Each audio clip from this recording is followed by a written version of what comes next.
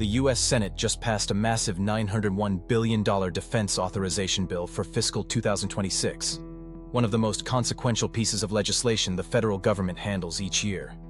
Today, we're breaking down what's in the bill, why it matters, and where it could shift U.S. policy at home and abroad. The National Defense Authorization Act, or NDAA, passed the Senate with broad bipartisan support, a rare victory for lawmakers in an era of deep political division. Clocking in at approximately $901 billion, it authorizes funding for the Department of Defense and sets policy for U.S. military operations, procurement, and readiness. Included in the bill is a 4% pay raise for U.S. troops, a provision that demonstrates lawmakers' commitment to supporting service members and their families.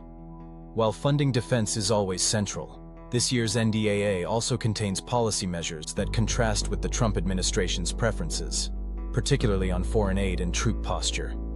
It allocates hundreds of millions in aid to Ukraine, signaling continued U.S. support amid Moscow's ongoing war there.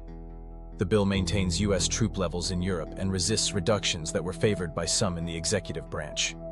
It repeals the Iraq War authorizations from 1991 and 2002, strengthening Congress's role in authorizing future military engagements.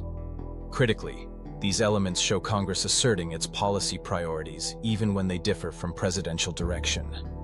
Beyond foreign affairs, the NDAA includes domestic and social policy provisions that have drawn attention and criticism. These range from changes to military academy policies to language related to Pentagon diversity efforts.